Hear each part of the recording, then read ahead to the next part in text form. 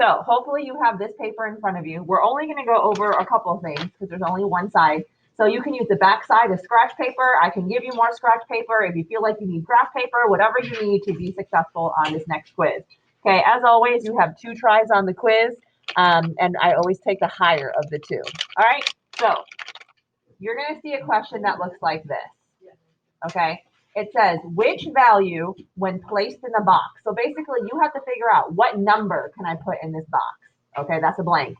So what number can I put in this box would result in a system of equations with infinitely many solutions? All right, so if I'm thinking that I need infinitely many solutions, then a couple things we learned yesterday has to be the same. Does anyone remember, like in terms of slope and y-intercept, if it's infinitely many, what are the things that have to be the same? Tessa? It has to be the same slope and y. Okay, so it has to be the same slope and then the same y-intercept. Because remember how if it's infinitely many, that means that it literally is the same exact equation. The only difference is, I don't know, it's written with different numbers, right? But it has the same meaning. It's like I took one equation, I multiplied it by some number, and that's my new equation. So it's kind of hard for me to figure out what's in the square and compare it to here if they're not really even in the same form. So do you see how this is like y equals form?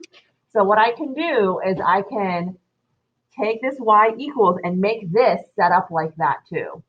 Okay, so what I'm going to do then is I'm going to say, okay, so if I want to solve for y, like I want y on one side, then what do you think needs to go to the other side? The 18x, right? So I'm going to add 18x to both sides. So if I do that, I end up getting positive 6y equals 18x plus something.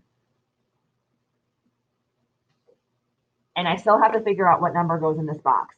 But it makes it a little bit easier to figure out because, well, okay. So do you see how I have like y equals something x plus b, y equals something x plus b? So do you see maybe how you can compare it? Like it looks like maybe I multiplied one number by this whole thing to maybe get this. Grayson, what do you think? Wait, multiply what number? I don't know. Like how could I get from this thing to this thing possibly? Well, Yeah, like you see how I have this, and if I multiply the entire equation by 6, 6, and another 6 here, then all of this would have been, so like what I'm trying to say is take this, multiply the whole thing by 6 and distribute. So when did I get 6y and then 18x, and then what number would be in here? Not 42. Right, because I would multiply 7 times 6 to get 42. So that's my answer. That's the number that would have to be in that box to be able to figure out that this is infinitely many. Because again, infinitely many means that it's the same thing. Uh-oh, did I do something wrong, Vaughn? Why would you just divide it by 50 or y is 2? I could, like at this point, why wouldn't I divide by 6? Well, I could, but that's not the point. The point is I want to figure out what's in this box. So like if I divide it by 6, then sure, I get y equals 3x plus, and I still have a blank. I still don't know what that box is. Does that make sense, Vaughn? Or no? Like I see where you're coming from. You're so used to solving for y, solving for y. But in this case, you're not trying to solve for y. You're trying to figure out what number belongs in that box. So if you solve for y, sure, you get y equals 6x or 3x, which is y equals 3x, but you still don't know what would be in here because this one was entirely blank to begin with. Okay, is there another question, Luis? Did you just plug in the y equals 3x plus 7 into the 6y? Could you, okay, so like, can you solve by substitution? Can you take this whole thing and plug it in here? Or like into the 6y equals 18. Yes, but you still don't have a blank here.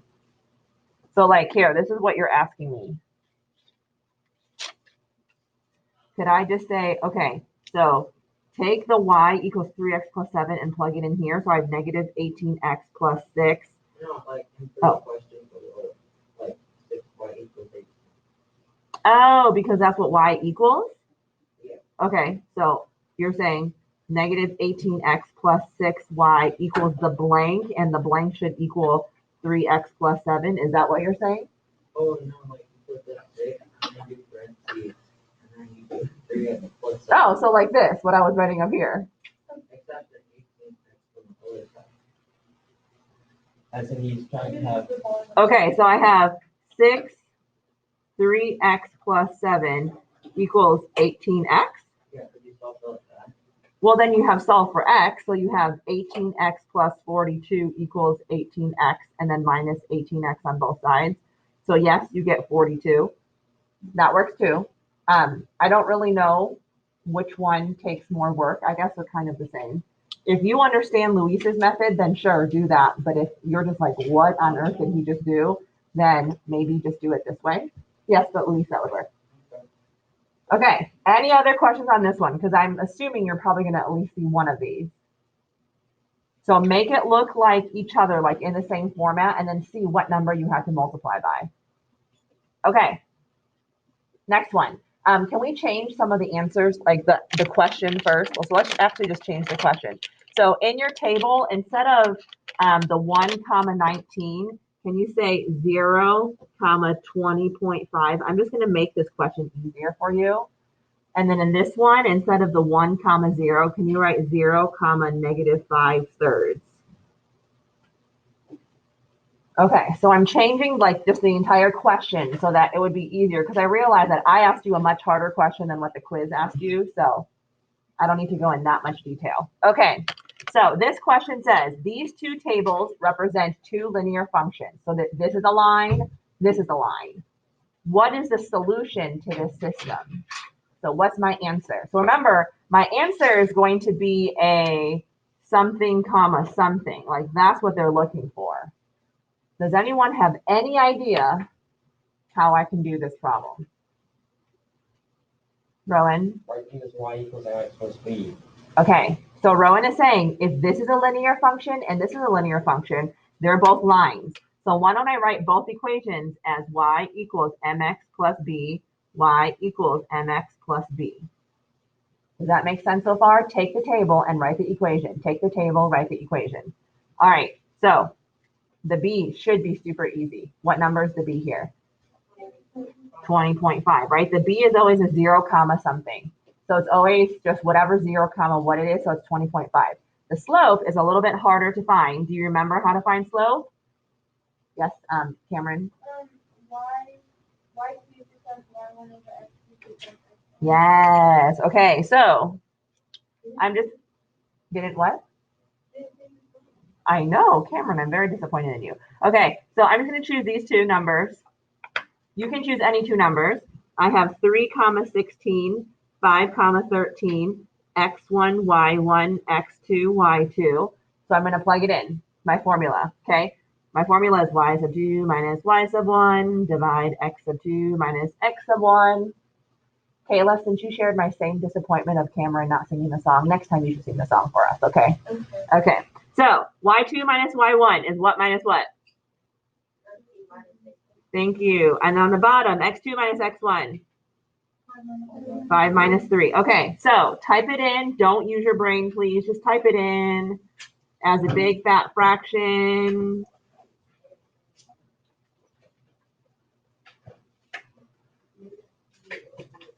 What is it? Negative 3 over 2. So that is my slope, negative 3 over 2. Okay, that's my first one. All right. For my second one, let's figure out this line then. Okay, so first of all, what is my b?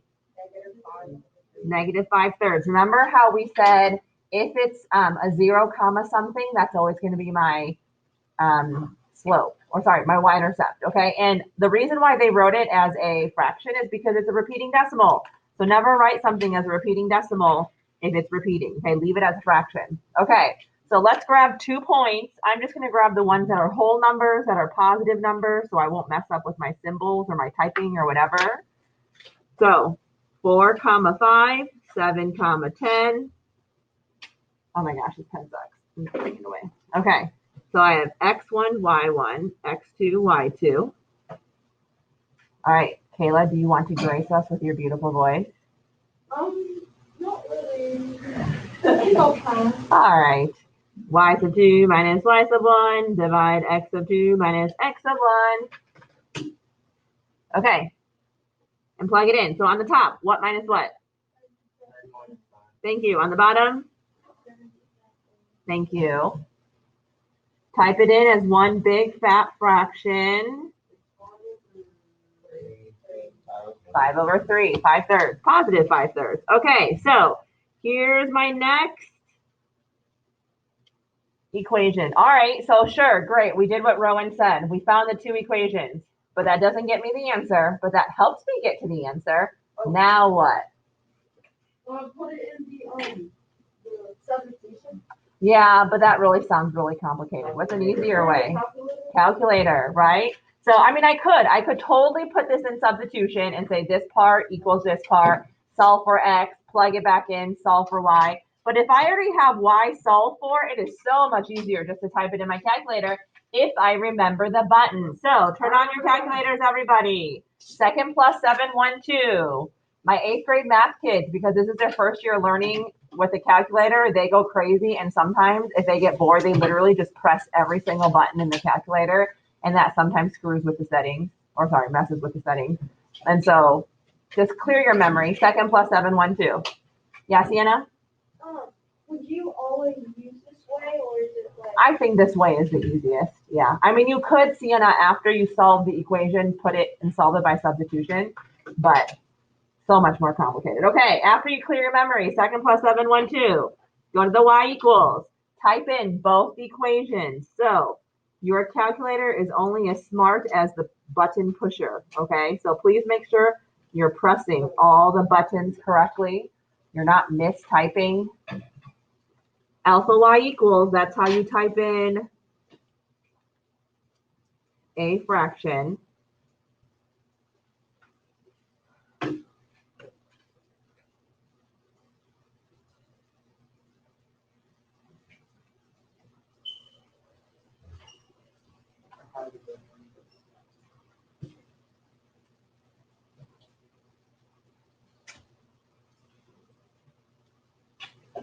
Okay, so I typed in my equations.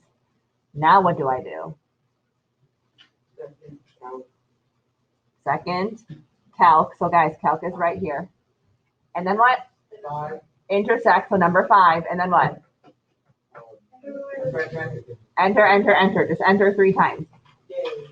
Sienna, yep. How do you zoom out again? Okay, so so hold on. Let me finish this. So it looks like my answer is 7, 10. Remember, after you hit the 3 enters, it should say intersection 7, or whatever the answer is. But in this case, it's 7, 10. Okay. Sienna asked, how do you zoom in or how do you zoom out? So here's zoom. So go hit the zoom button. And then either if you want to go in or out, depending on what you want. So go to that selection, hit enter. Everyone forgets that you have to hit enter one more time. You have to just hit enter twice. And if you want to zoom out again, then hit enter again. If you want to zoom out again, hit enter again. Keep on hitting enter to zoom out.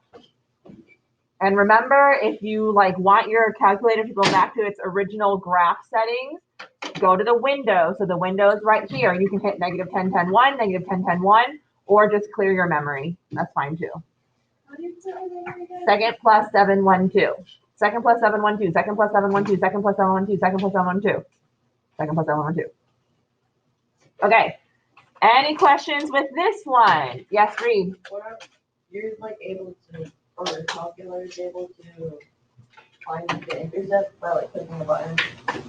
What button is it? I'm here.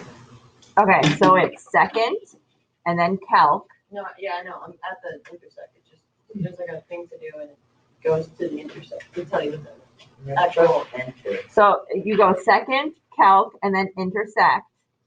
And then you have to hit enter 3 times. First curve, enter. Second curve, enter. Guess, enter. Then it'll say it on your screen. Yep. Anything else?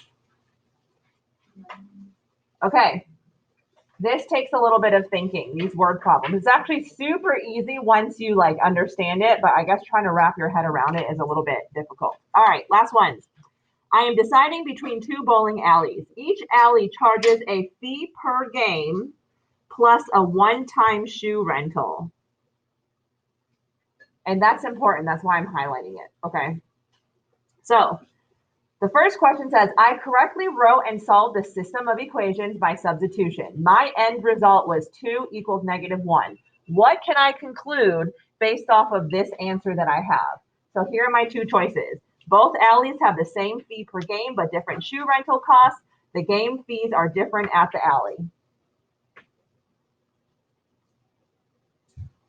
Does anyone think they know the answer?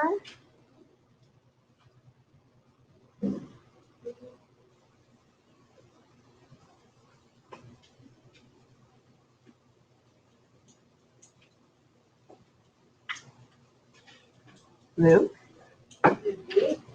I'm sorry? It is B. Are you confident or are you kind of unsure? Confident. Is anyone kind of unsure, like it's B or it's B? Like, I don't know really how to decipher that one, Mason. Sorry. Okay. So let me explain why it's B. Okay. So let's go back to here. It says you correctly wrote and solved the system of equations by substitution. Your end result was 2 equals -1. Okay. So let's think about what that means where if you solve it, you end up getting 2 equals -1. So if all your x's and your y's canceled out and you end up getting 2 equals -1, is this all real numbers or no solution? No solution. Okay, that's the first thing you have to understand. Do we all understand how 2 equals -1 would give you a no solution answer? Okay, now think about this then. If it were no solution, think about the picture of your graph. Does no solution look like one line on top of the other or two parallel lines? Two parallel lines. Okay, so can we all agree then that hopefully no solution is two parallel lines? So let's think about what two parallel lines look like then, or mean. Because two parallel lines mean that you have the same slope. Does that make sense? Like if your two lines are parallel, you have the same slope. So that means you have the same slope, but I just don't really know which one is the slope. So is the slope your fee per game or a one-time shoe rental cost? Fee per game, right? Because you don't know how many games you're going to play. So it could be like $3, $3, $3, $3. It could repeat over and over. So can we all agree that this thing is the slope and this thing, your one-time shoe rental cost, is the y-intercept? Yeah. So if you know, so I'm kind of going to go work backwards now. If you know that your answer is 2, -1, that means you have no solution. If you know that you have no solution, that means your lines are parallel. If you know your lines are parallel, that means you have the same slope. If you know you have the same slope, that means that you have the same slope, fee per game. So you have the same game fee per game. Oh, wait, what?